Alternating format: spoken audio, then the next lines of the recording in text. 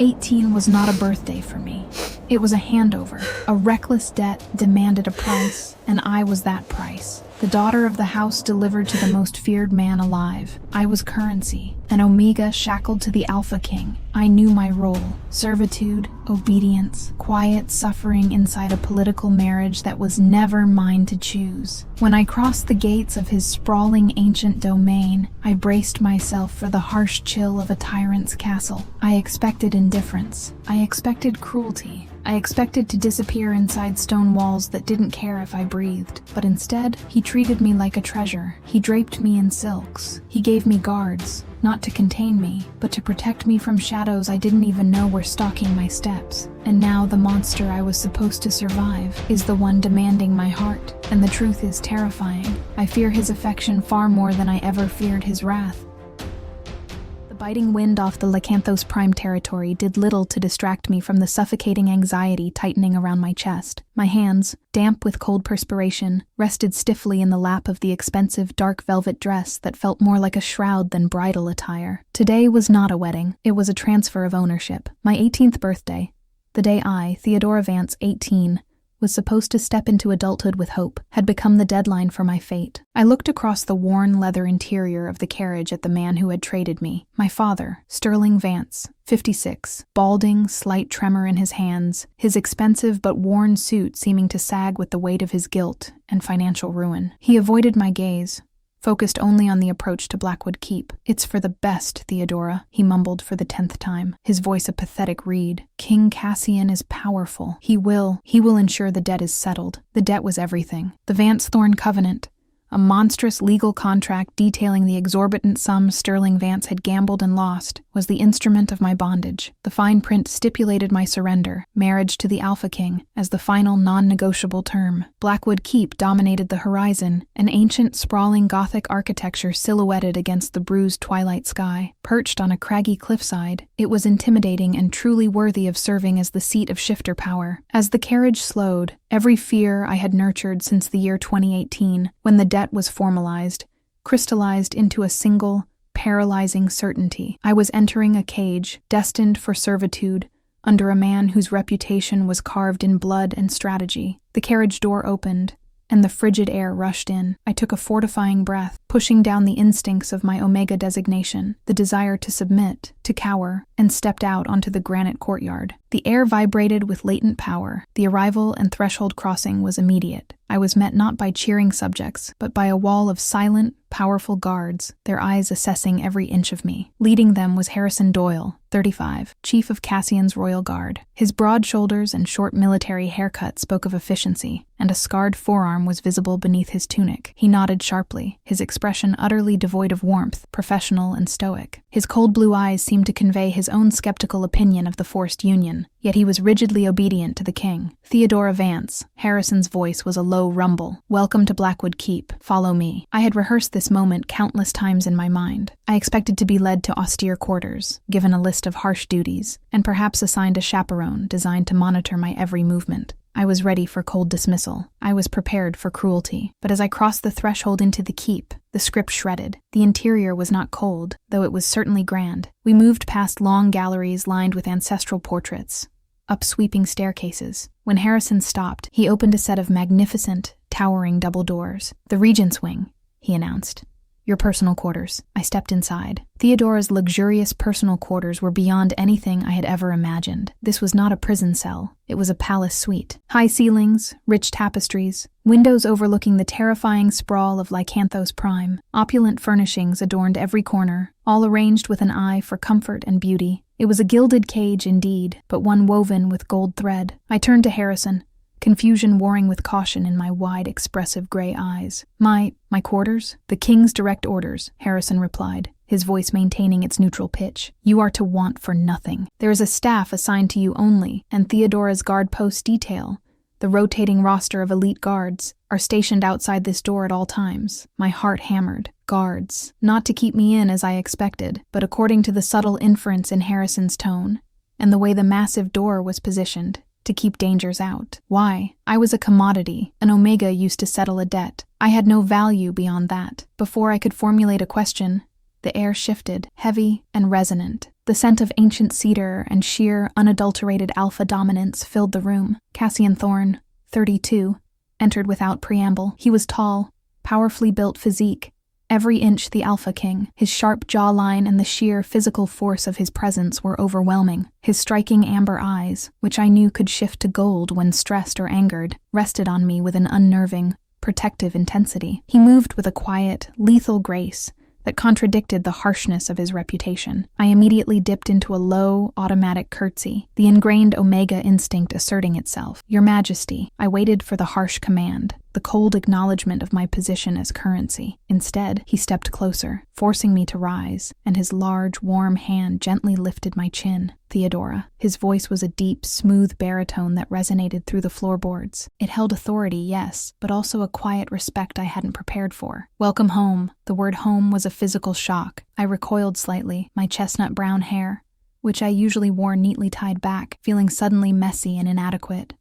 "Thank you, Your Majesty. I understand my duties." "Your duty," Cassian interrupted softly, letting his thumb graze my cheekbone, "is to be my Luna. Nothing more, nothing less. Rest now. We will speak tomorrow." He didn't treat me like a possession or a liability. He treated me like his chosen mate. The cognitive dissonance was almost painful. This was the ruthless strategist who commanded legions. The following morning, the baffling pampering continued. Instead of a list of accounts to manage or housekeeping duties, I was brought delicate silks, tailored gowns, and a massive library. I spent the next few weeks observing him from afar, trying to reconcile the fearsome public persona with the gentle attentiveness he reserved only for me in the regent's wing. Then came the first formal gift presentation. Cassian summoned me to his private study, a room lined with dark wood and containing the intimidating, angular weight of the obsidian crown resting on a display stand. "Theodora," he said, gesturing for me to approach. He held a velvet box. "You are now the Luna of Blackwood Keep. You must be protected, and you must be acknowledged." When he opened the box, the light caught a breathtaking piece of jewelry. It was the serpent's eye sapphire, a large, priceless sapphire necklace. The stone was deep, almost midnight blue, set in heavy, wrought gold that twisted like protective vines. It symbolized status, undeniably, but the weight of it,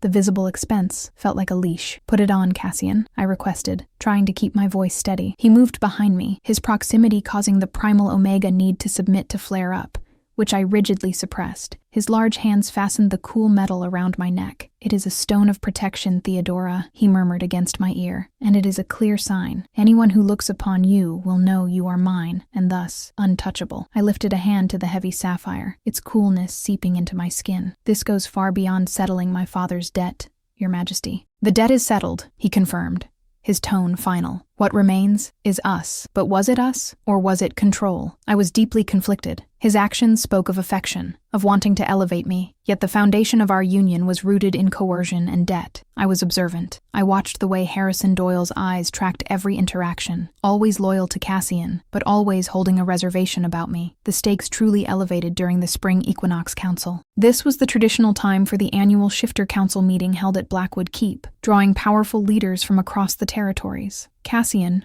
wearing the obsidian crown, was a terrifying figure of sovereign power. I stood beside him, clutching his arm, acutely aware of the hundreds of eyes on me, the reluctant Omega bride. It was during the reception that the inevitable challenge arrived, manifesting in the form of Damien Shaw, 38. Muscular build, cold blue eyes, dark blonde hair, Damien was a powerful rival alpha, ambitious, politically shrewd, and utterly predatory.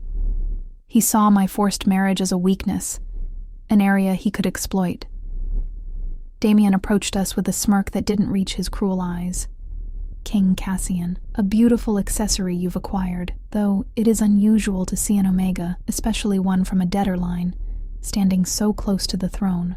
A risky political statement, wouldn't you agree?" The air in the grand hall dropped several degrees. Cassian remained absolutely still, but the pressure emanating from him was palpable. I could feel the sharp edge of his alpha control tightening, not on me, but aimed entirely at Damien. I felt myself shrinking, expecting Cassian to coldly distance himself, to validate Damien's slight in the name of political expediency. Instead, Cassian gently placed his hand on the small of my back, drawing me possessively against his side, the serpent's eye sapphire flashing under the chandelier light. "Alpha Shaw." Cassian's voice was dangerously low, a growl barely contained. "Theodora Vance is not an accessory. She is my Luna, chosen by me and gifted to me by the fates, regardless of the contract's origin. Her lineage is now Thorne. And as for risk, Cassian leaned closer to Damien, his amber eyes shifting to a molten gold that promised swift annihilation. The only risk here is you forgetting yourself in her presence. She is untouchable. The public display of affection was shocking. It was not just a defense. It was a declaration of war against anyone who dared to question my position. Damien Shaw, momentarily stunned by the sheer ferocity of Cassian's devotion, retreated, but his ambition was only stoked, not extinguished. He glared at me with pure hatred, realizing I was far more than mere currency. I was the unexpected heart of the Alpha King. This intense public protectiveness only deepened my internal conflict. He was kind, fiercely protective, and treated me with dignity, yet he still held me here. If the debt was truly settled, why was I not free? I began a meticulous, cautious investigation. I had been an observant child, and my father's reckless habits meant I was familiar with the language of finance, even if I lacked the power to control it. The terms of the Vance-Thorne covenant were vague on the final payment details, sealed by my father's signature under duress. One rainy afternoon, while Cassian was away attending to council matters in Lycanthos Prime,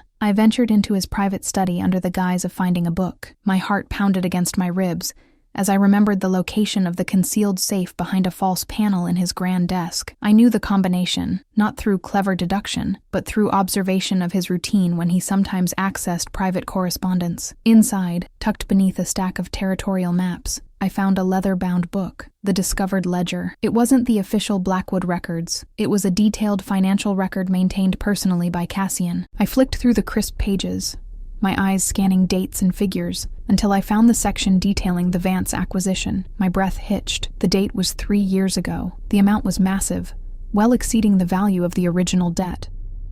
The ledger clearly showed that Cassian had purchased every single outstanding liability related to Sterling Vance's recklessness, the properties, the shares, the promissory notes, and had settled them entirely.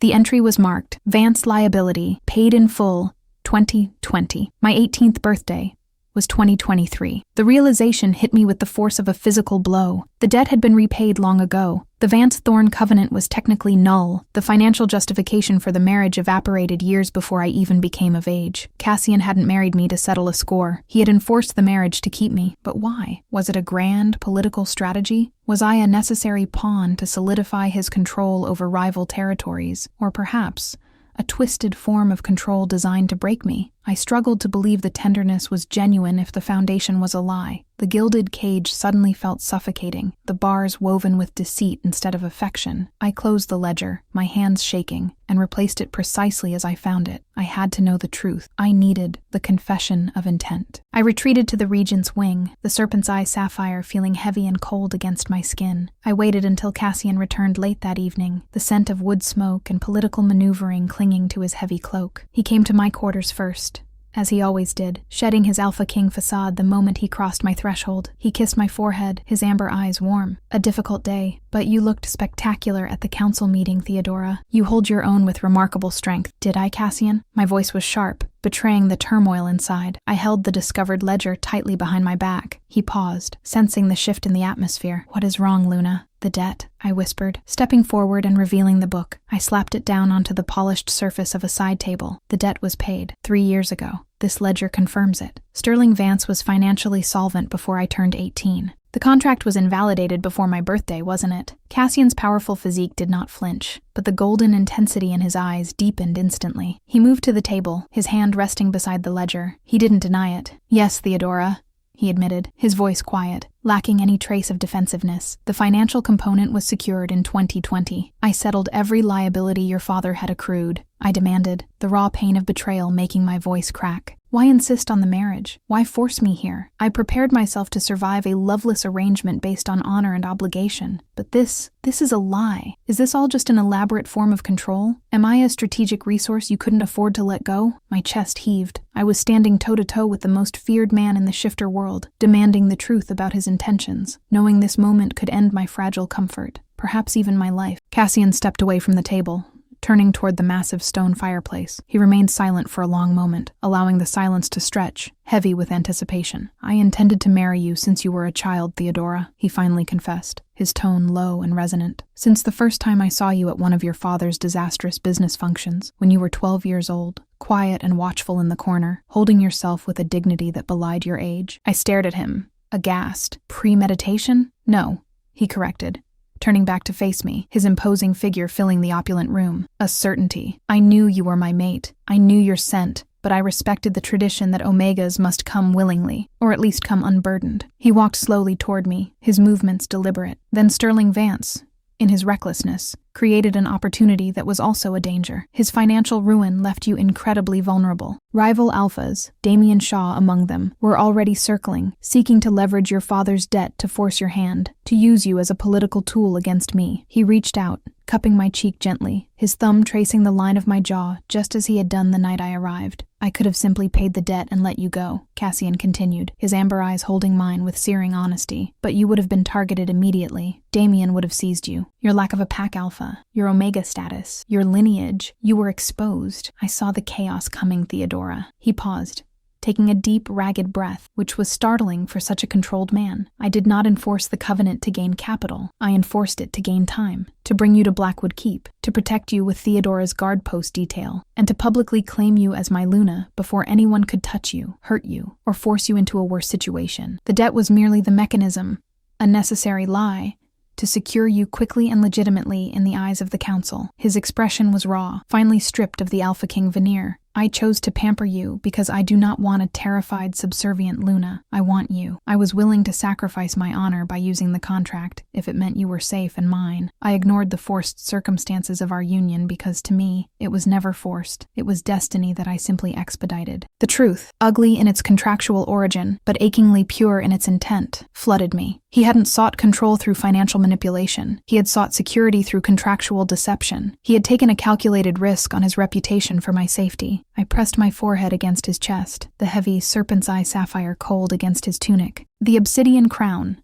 resting in the other room, represented his ruthlessness, but the tender man holding me represented the truth of his protective heart. You should have told me, I whispered, tears finally slipping down my cheeks. Would you have come? He asked simply. A free Omega, choosing the Alpha King known for his ferocity. I couldn't risk you saying no. Now you know the truth of my intent, Theodora. I was prepared to hate you, prepared to survive a loveless arrangement. But how can I resist the man who looks at me not as a debt paid, but as the one person he wants by his side? I love you. I have always loved you. He tipped my head back, meeting my gaze, and the last vestiges of my resentment dissolved. The bars of the gilded cage were not woven with control, but with deep, abiding affection, and the fierce, possessive love of an Alpha King who would burn the world to keep his Omega safe. I was so afraid, I confessed, my hand resting over the spot where his heart hammered beneath his chest. Never be afraid here, Cassian promised, his voice thick with emotion. You are the queen of this keep, Theodora. Your freedom rests in the knowledge that you are cherished, not owned. I finally understood. My forced marriage had transformed, not into an obligation, but into an unbreakable bond forged in protective deception. I had resisted the comfort and security he offered because I doubted its source. But now, faced with his confession and the evidence of his preemptive protection against rivals like Damien Shaw, resisting him was impossible. I looked into his golden eyes, the fear finally eclipsed by overwhelming, dangerous love. The contract was history, only the future remained. I returned his gaze, my heart settling into a certainty I never expected. I was his Luna, by fate, and now,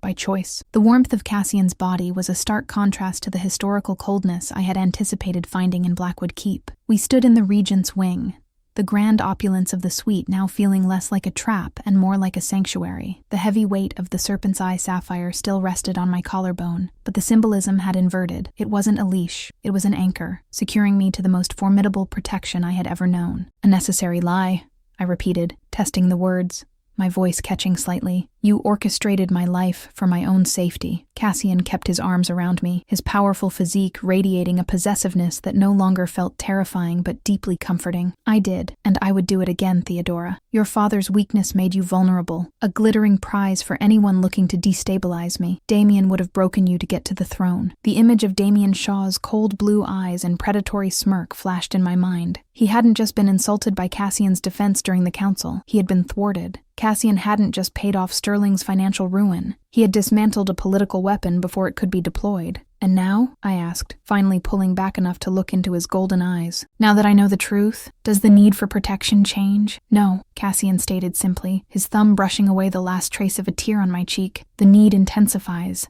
Now they know my affection is genuine. They will use that against us. They will target the one person I cherish above all else. But now, we face them together. Luna." That night, the gilded cage transformed entirely. We did not speak again of the covenant or the ledger. Instead, Cassian spoke of the future, not of demands or subservience, but of partnership. He spoke of his territory, the responsibilities of ruling Lycanthos Prime, and the weight of the obsidian crown, which he was rarely allowed to shed. For the first time, I saw the man beneath the Alpha King, burdened, strategic, and profoundly lonely. I finally understood the quiet, unexpected tenderness he had shown me since my arrival in Threshold Crossing. He hadn't been waiting for me to fulfill a contract. He had been waiting for me to trust him. Over the next few weeks, the atmosphere in Blackwood Keep subtly shifted. I ceased to be the cautious, conflicted Omega and started to embody the role of Luna. I moved through the vast halls of the keep with new confidence, not because of the luxury surrounding me, but because I carried the weight of Cassian's devotion, a far stronger shield than any guard detail. My interactions with Harrison Doyle changed markedly. He was still the chief of the Royal Guard, professional and utterly stoic, but the skepticism I had initially seen in his eyes began to erode. One morning, I found him overseeing the rotation of Theodora's guard post detail just outside the Regent's wing. I approached him, clad in a rich, sapphire-colored gown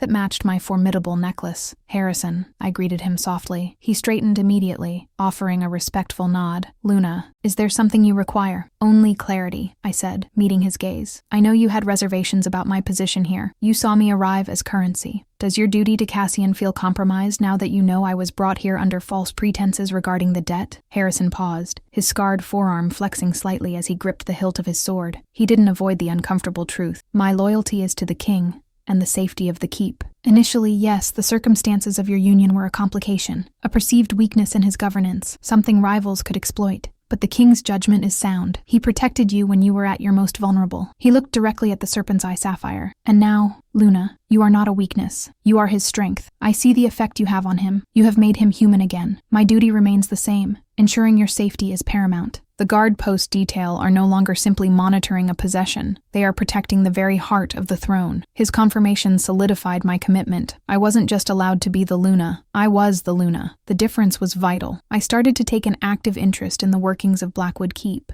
I had grown up observant, learning to track my father Sterling's disastrous finances. That cautious intelligence now turned to understanding the politics and logistics of Cassian's vast territory. I began spending time in Cassian's private study, now a shared space, poring over maps of Lycanthos Prime and reading historical accounts of previous Alpha reigns. Cassian found me there late one afternoon, sitting at his large desk, reviewing documentation related to the supply chain for the Northern Territories. He paused in the doorway, shedding his heavy cloak, the scent of cedar and power swirling into the room. "You look comfortable there," he murmured, a hint of amusement in his deep voice. "It's a far cry from the expected servitude. Wouldn't you agree?" I replied, closing a heavy book. "I understand the strategy now, but understanding is not enough, Cassian. If I am truly your Luna, I cannot be merely decorative. I need to be informed. I need to be a partner who can anticipate and defend." He walked over, resting his hands on my shoulders, leaning down to kiss the top of my head. "You are naturally observant, Theodora. Your intellect is one of the many reasons I knew you were meant to stand beside me. What have you learned today?" "The political climate is worse than you let on,"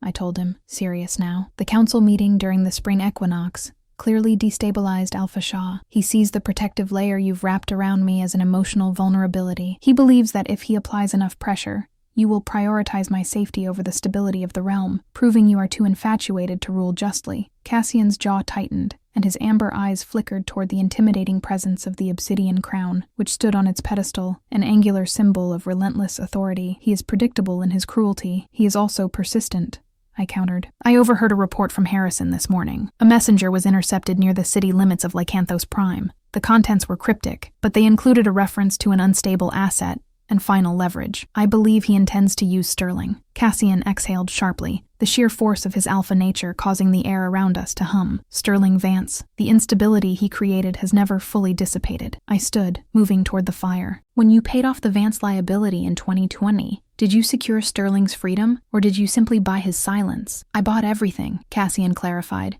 his voice hard. "His debts, his property, his promissory notes, and his freedom, provided he stayed out of politics and away from Lycanthos Prime. He was banished to a small estate on the border, well away from any council territory. He swore an oath of non-interference. It was the only way to ensure he couldn't undo the covenant entirely, should I need it to claim you legally. But oaths mean nothing to a desperate man, I pointed out. If Damien has managed to find Sterling, and promised him either fortune or safe passage in exchange for a public statement, a denial of the covenant's legitimacy, or perhaps a damning claim about your character, it would give Damien the political ammunition he needs. A claim that the king lied and manipulated a contract solely for personal gain, Cassian mused darkly. The nobility would despise the dishonesty, even if the intention was protective. It would delegitimize our entire union. My blood ran cold. The realization hit me. My father, in his pathetic recklessness, was about to become the instrument of my undoing yet again. What will we do? I asked, meeting Cassian's intense gaze. We anticipate, he responded, walking toward the display case holding the obsidian crown. He ran a finger over the cold, angular metal. The annual Shifter Council meeting is approaching quickly. The spring equinox is only 3 days away. Damien will make his move there. He needs the stage,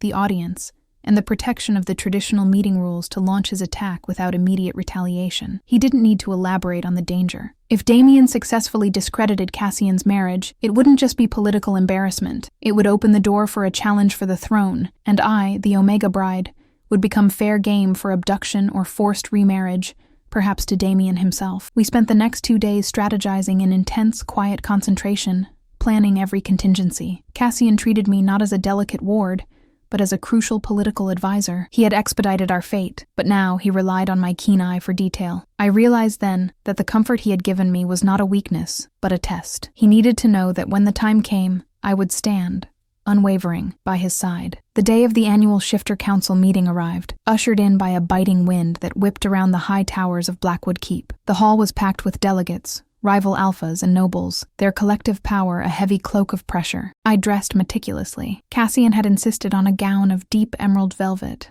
complementing the striking blue of the serpent's eye sapphire. He personally fastened the heavy necklace around my neck, his touch firm and reassuring. "Remember who you are, Theodora," he instructed, his voice low and serious. "You are the Luna. You walk with authority." When we entered the great hall, the silence was immediate and profound. Cassian wore the heavy, sharp-edged obsidian crown, its imposing weight amplifying his already terrifying presence. He was the embodiment of the feared, ruthless king. I walked slightly behind him, close enough for the subtle, protective pressure of his hand on my back. We took our seats on the raised dais. Damien Shaw was already seated among the council, surrounded by his own allies. He caught my eye, and his cold blue eyes held a new, triumphant smirk, a certainty that his plans were about to bear fruit. The council proceedings dragged on, a necessary formality of territorial dispute resolutions and trade agreements. The political atmosphere was suffocating, every word chosen for maximum strategic impact. Finally, towards the end of the second session, Damien stood, his muscular build commanding attention. "With the indulgence of the king," Damien announced, his voice carrying clearly across the hall, "I must address a matter of stability crucial to our unified territories." Cassian remained outwardly impassive, but I felt the subtle hardening of his muscles beneath his robes. "Proceed, Alpha Shaw," he commanded, his tone even. "It concerns the legitimacy of the Thorne line." "Your Majesty," Damien said, executing a shallow bow dripping with sarcasm, and specifically, the Luna's accession. "It is known that Luna Theodora Vance was brought to this keep via a debt covenant signed by her father, Sterling. A regrettable but necessary transaction, we were told. However, rumors abound that this transaction was not legitimate, that the debt was cleared years prior, making the marriage coercive and politically manipulative. A ripple of murmuring spread through the council. Damien had struck exactly where we anticipated, at the heart of the legal and moral justification for our union. If the king used a lie to force the marriage of an Omega, regardless of his affections, Damien continued, turning to the assembly, what trust can we place in his ability to rule justly? It suggests a troubling pattern of deception. Cassian slowly rose, the obsidian crown glinting under the lights, casting his features in shadow. The sudden escalation in tension was the climax of the external conflict. This was the moment of reckoning. "Alpha Shaw." Cassian's voice was a low growl, echoing the dangerous shift of his amber eyes towards gold. "I admitted the truth of the debt clearance to my Luna weeks ago. I brought her here under those terms.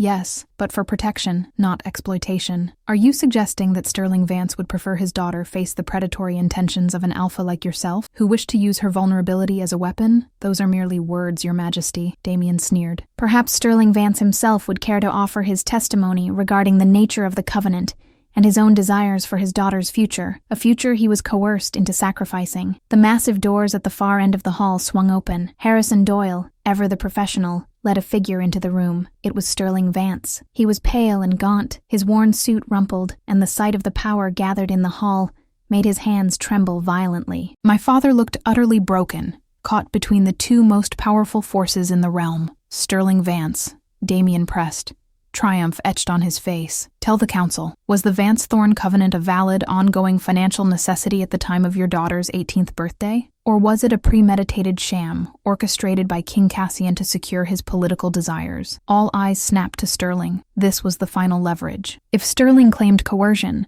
the marriage would be fatally wounded in the eyes of the law. Sterling stumbled, clutching at his lapel. He looked at me, his wide eyes full of guilt and fear, then back at Damien, who offered a cruel nod of encouragement. Before Sterling could speak, a new force entered the fray. It was me. I stepped forward, moving away from Cassian's side, until I stood directly beside the imposing figure of my husband. I didn't ask permission. The serpent's eye sapphire seemed to burn with inner fire against my skin, and the strength of Cassian's protective love filled me, banishing all trace of the timid Omega. My father will say nothing, I stated clearly, my voice ringing with a surprising, authoritative conviction that cut through the silence. Damien was momentarily stunned by my defiance. Luna Theodora, this is a council matter concerning legitimacy. It is a family matter that became a council weapon, I corrected, meeting his gaze without flinching. Sterling Vance gambled away his fortune. He signed the covenant out of pure desperation, hoping to save his own skin. He did not care for my future, only for his solvency. I turned, placing my hand firmly on Cassian's arm. The shift in my posture was not one of subservience, but unity. King Cassian Thorne saved my father from debtor's prison, not by enforcing the final marriage clause, but by paying off every ounce of his massive debt 3 years ago. The ledger proves it. He made Sterling financially solvent. He did not lie to settle a debt. He used the covenant as a shield. I looked back at Damien, allowing my gaze to sweep across the council members. Alphashaw, you claim this union is illegitimate because the foundation was a necessary lie. I argue that the foundation was, and is, protection. The king feared for my safety, as an unprotected Omega, whose father had made her an easily acquired target. He brought me to Blackwood Keep, not as a prisoner, but as his chosen mate. He risked his reputation for integrity to ensure that rivals like you could not touch me. My chest rose and fell with the force of my conviction. The terms of the contract are irrelevant now. I know the truth of my husband's intent. He loves me, and I stand here, of my own free will, as his Luna. We are bound not by paper, but by fate and mutual respect. The moment hung in the air, heavy with consequence. Cassian, still looming beside me, slowly lowered himself back into his throne, but he kept his large hand resting on my back. Damien was visibly furious. His scheme had backfired spectacularly, not because Cassian had crushed him, but because the perceived pawn had turned into a formidable queen. Sterling Vance, Cassian commanded, his voice dark and final, you are dismissed. Return to your estate and never step foot within the boundaries of Lycanthos Prime again, under penalty of death. Your daughter is no longer your collateral. She is my consort.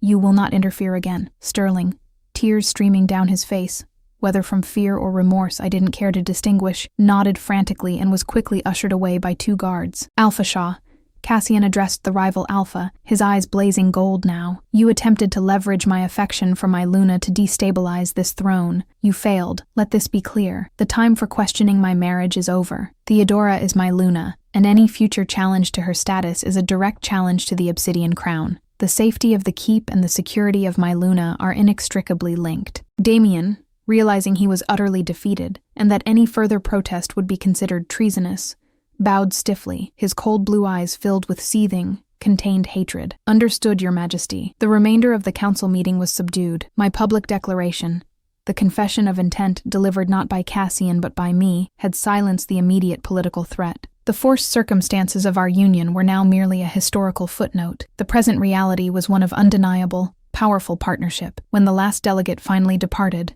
the Grand Hall felt strangely quiet. Cassian stood, walking toward me. The angular severity of the obsidian crown contrasted beautifully with the warmth in his eyes. "You shattered him," Cassian murmured, pulling me gently into his arms. "You had the courage I knew you possessed, Theodora. You didn't just defend me, you claimed your throne." I leaned into his strength, exhausted but exhilarated. I realized that if I let myself remain the fearful Omega, I would always be vulnerable, whether the debt was paid or not. "You gave me the opportunity to choose my future, Cassian. I choose you. I choose Blackwood Keep." The gilded cage was gone. I had walked through the trauma of the forced marriage and emerged on the other side, not broken, but refined. That evening, back in the Regent's wing, Cassian and I stood by the large window overlooking the expansive, dark territory of Lycanthos Prime. The scent of ancient cedar and alpha power was my true home now. "The council is settled. Damien is contained," Cassian said, lifting the serpent's eye sapphire and pressing a kiss to the heavy stone. "We are safe, Luna. We are more than safe," I whispered, turning to face him fully. I finally felt the profound connection, the recognition of fate that he had spoken of, the years of caution, the resilience needed to survive my father's downfall, and the initial fear of the Alpha King. All were necessary steps on the path to this moment. I remembered the girl who arrived at the threshold of Blackwood Keep,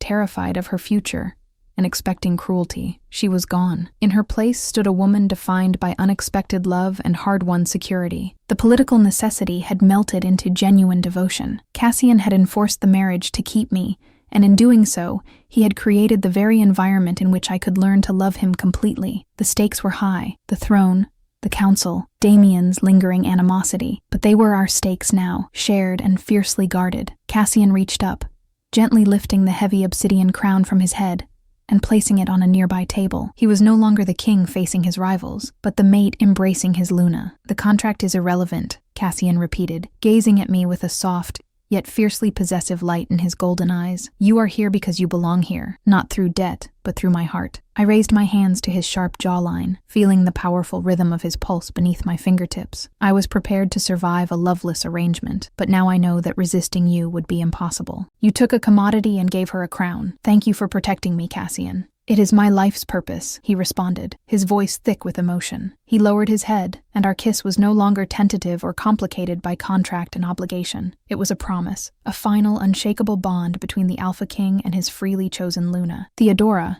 the Omega who had been signed over to pay a debt, had finally found not a prison, but sovereignty, safety, and a love deeper than any royal decree. The fear was over. The reign had begun. The silence that descended upon the great hall of Blackwood Keep after the council meeting was heavier and more profound than the cacophony of political whispers that preceded it. It was the silence of acknowledged victory. When Cassian led me back toward the Regent's wing, his strides were confident, but his pace was slower than usual, as if savoring the weightlessness of the moment. He still wore the obsidian crown, its angles catching the diminishing sunlight as we moved through the corridors, yet his focus was entirely on me. I realized, walking beside him, that my public declaration had been more than just a political defense. It had been my own internal crossing the threshold. The initial arrival at Blackwood Keep had terrified me, binding me to a fate I didn't choose. Today, I had chosen that fate, choosing Cassian, choosing the terrifying responsibility of the throne, and choosing the perilous, beautiful security of his love. Once we were back in the opulent sanctuary of our shared suite, the first thing Cassian did was remove the heavy regalia. The obsidian crown was placed upon its velvet stand, a formidable object now rendered inert. He turned, the severity of the Alpha King momentarily replaced by the tenderness of the mate. "You took a massive risk, Luna," he said, his voice husky, his golden eyes still blazing with residual alpha power. Stepping in front of Sterling,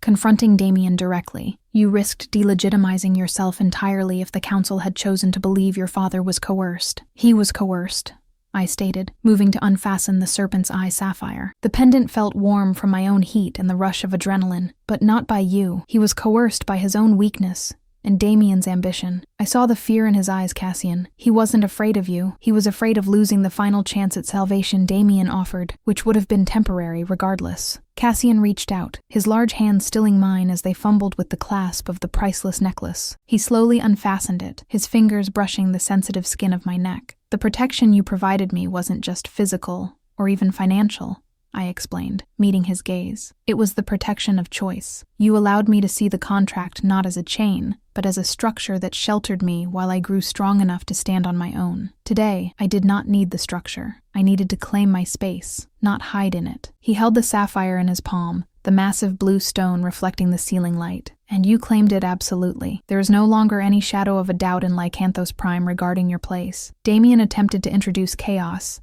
and you introduced sovereignty. He placed the necklace on the dressing table, a visible sign that the immediate battle was over, though the symbol of our bond remained. That night marked a definitive end to the before. We had faced the external force of the debt and the internal struggle of trust, and both had dissolved under the weight of genuine commitment. Theodora, the Omega who had entered the keep terrified of servitude, was gone. Luna, the chosen mate who commanded the respect of the royal guard and the fierce devotion of the Alpha King, had emerged. The following days settled into a rhythm that defined our new partnership. The opulent regent's wing, which once felt like a highly polished prison cell, now felt like the command center of my life. I spent hours in the shared study, no longer merely poring over books, but actively engaged in the governance of Lycanthos Prime. Cassian insisted I be present for certain strategic briefings. He didn't coddle me, he educated me, throwing dense reports about trade tariffs, resource allocation for the forested territories, and the complex diplomacy required with the satellite packs onto the enormous mahogany desk. One afternoon, a week after the council meeting, Harrison came to the study with the routine reports. He was still impeccably stoic,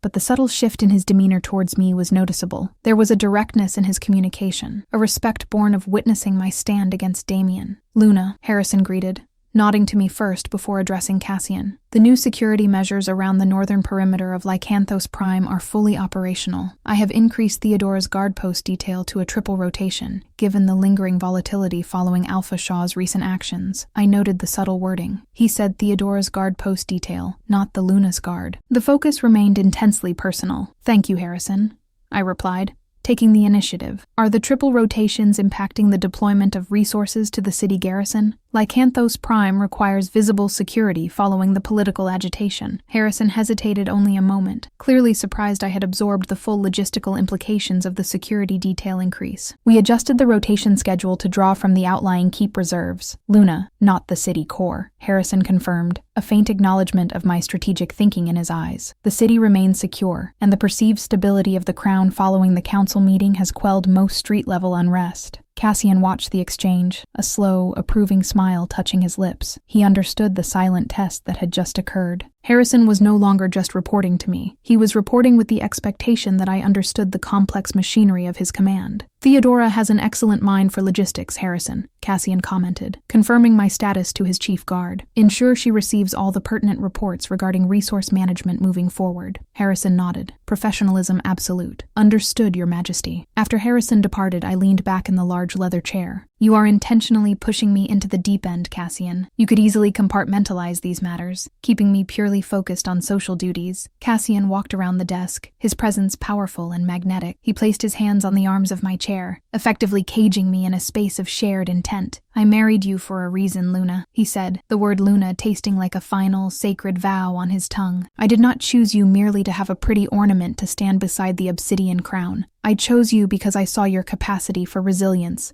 your keen observation, and your quiet intelligence. You spent years observing the chaos of Sterling's downfall. You know how to spot weakness, how to anticipate betrayal. Those skills are invaluable to a ruler. A true partner shares the weight of the crown, not just the glory." His proximity, combined with the weight of his genuine belief in me, was intoxicating. I had never been needed for my mind before. I had only been managed, protected, or sold. "And what of Damien?" I asked, my voice low. "He is contained, but he is not broken. He will seek another angle." Cassian's eyes narrowed, the gold deepening to molten amber. "He will. He is too ambitious to accept defeat silently. He is likely circling the borders, looking for allies in neighboring territories who resent my authority. But he will find no public weakness to exploit. Not anymore. You closed that door. His attacks will become less political and more personal, Theodora." This thought sent a chill down my spine. The threat shifting from public shame to personal danger was a terrifying escalation. "We need to be proactive," I said, instinctively reaching out and placing my hand over his on the arm of the chair. "He attacked me through Sterling, his greatest vulnerability." "What is his?" Cassian paused, running a hand through his dark hair. "Damien's greatest vulnerability is his arrogance, coupled with his ambition. He rarely considers collateral damage, and he rules through fear, not loyalty. If we show the other regional alphas that his actions endanger their stability, they will turn on him." We began mapping out a strategy, a silent, calculated application of political pressure, that would isolate Damien from his potential allies. It was a cold, ruthless game, and I found a surprising, focused energy in playing it alongside Cassian. During the next few days, as we planned, a constant thought lingered in my mind: the contract, the Vance-Thorne covenant. Though we had publicly dismissed its terms, the physical document still existed, a relic of my past servitude. It was the final, invisible tie to my life as currency. One cool evening, Cassian found me standing by the large window of the Regent's wing, the serpent's eye sapphire heavy around my neck. The keep lights twinkled across the vast, dark expanse of Lycanthos Prime. "You are distant tonight," Cassian observed, wrapping his arms around me from behind, his familiar scent of cedar and power instantly grounding me. "I am simply contemplating," I sighed, leaning back against his powerful chest. "The world sees me as Luna now. Harrison sees me as a capable partner. You see me as your mate. But that contract, the one Sterling signed, it still exists, doesn't it?" Cassian grew still. "It does. Even though the debt was paid, even though the terms are publicly superseded by my free will," I continued, tracing a pattern on his forearm. "The shadow of the covenant remains. It is the legal definition of my origin here. The Omega signed over to settle a financial score. I need that shadow gone, Cassian. I need the last vestige of my father's ruin and my forced path destroyed." Cassian turned me in his arms, his golden eyes intense. "You truly wish it gone?" "With every fiber of my being," I confirmed. "I want our relationship to be defined solely by the choice we made at the council, not by the legal coercion that brought me to your door." He kissed my forehead, a long, deep press of affection that signaled his complete understanding. "Then it shall be done. You should have been the one to pay the final price for your freedom, Theodora. Not I. You should wield the power to break that chain." He left the Regent's wing and returned quickly, carrying a small, heavy leather-bound folder. He placed it on a nearby table, his face solemn. "This is it," he stated simply. "Legally verified, notarized, and entirely binding. Until this moment, I kept it safe, anticipating that a rival might attempt to seize it and use it as proof of our initial deceit. But now that we have publicly affirmed our union, its legal power has vanished." I approached the folder cautiously. It felt cold, heavy with the oppressive history of my father's recklessness. I opened the binding. Inside lay thick, aged parchment, filled with dense, elegant script. My name, Theodora Vance, was scrawled at the bottom, directly beneath Sterling's wavering signature. It was the physical evidence of my life as a commodity. My hands trembled slightly, not from fear, but from the immense gravity of what I was about to do. This was the true climax of my personal journey, the moment of absolute liberation. I looked up at Cassian. He stood back, giving me space, his posture radiating patience and respect. He was offering me the agency I had never possessed in my youth. "You paid the debt," I whispered, my voice thick with emotion. "Now, I erase the price." I took the parchment, the scent of old ink and leather filling my nostrils. I walked deliberately to the grand stone fireplace, where a low, clean fire crackled. Cassian stepped forward only when I reached the hearth. He handed me the ceremonial silver letter opener he used for state documents. I held the covenant over the flames. I didn't hesitate. I sliced the heavy parchment diagonally, cleanly severing the text that bound me. Then, with a deep breath that felt like the first truly free breath I had ever taken, I dropped the pieces into the licking orange flames. The fire consumed the document quickly. It curled, blackened, and disintegrated, turning the legal shackles of my past into a harmless wisp of smoke that drifted up the chimney. I watched until the very last piece was ash. The release was profound, overwhelming. The weight I hadn't even known I was carrying lifted entirely. I turned back to Cassian, tears blurring my vision, tears not of sorrow, but of fierce, exhilarating relief. Cassian did not rush forward. He simply stood, allowing me the finality of the moment. When I finally met his gaze, my eyes were shining with a love that was pure, earned, and unburdened. "It is gone," I said, my voice strong. "The debt is truly settled." "It is," Cassian confirmed, walking toward me, "and now there is only us." He closed the distance between us, pulling me into an embrace that was complete and utterly possessive, yet entirely safe. His lips found mine, and this kiss held the accumulated promise of every shared struggle, every secret revealed, and every political battle won. It was the kiss of two sovereign beings, bound by choice and mutual adoration. Over the next few months, life in Blackwood Keep settled into a pattern of stability, power, and unexpected domestic comfort. The luxury of the Regent's wing truly became our home. We maintained the facade of relentless, strategic authority in public, with Cassian wielding the obsidian crown and me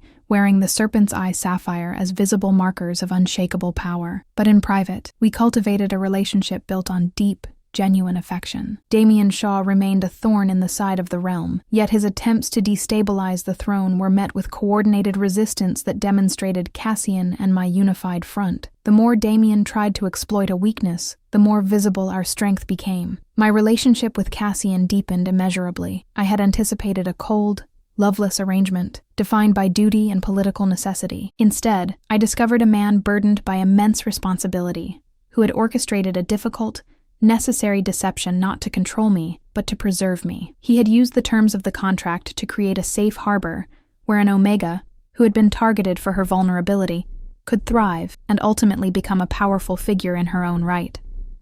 I had been prepared to merely survive the marriage, but I found myself passionately devoted to my husband, the Alpha King who had chosen to pamper and protect me above all else. One crisp autumn morning, I was sitting at the breakfast table in the Regent's wing, reviewing a set of trade reports Cassian had left for me. He walked in, freshly dressed in tailored clothing, ready for a long day of meetings. He paused by the table, running a gentle hand over my chestnut hair. "You are still reading those? You should take the morning for yourself, Luna." I smiled up at him. "How can I, when the stability of the northern timber routes depends on my careful assessment of this tariff hike?" He chuckled, a rare, deep sound that always warmed my heart. "Theodora, you have become indispensable. I relied on strategy and force for decades. Now, I rely on your insight." He leaned down, giving me a soft, lingering kiss. "The threat is distant now. The debt is long gone. The forced circumstances are history. You could leave, even now. You are sovereign. Why stay?" I reached up, wrapping my arms around his strong neck. The serpent's eye sapphire pressed against his chest. "I stay because the Alpha King who terrified me at the threshold is the only man who ever saw me, Cassian. You didn't see Sterling's debt. You saw my potential. You gave me safety, status, and power when I had nothing. But more importantly, you gave me a home where I am not simply guarded, but cherished." I met his gaze, the golden light in his eyes reflecting my absolute devotion. "I was forced into this marriage to pay a debt, but I choose to stay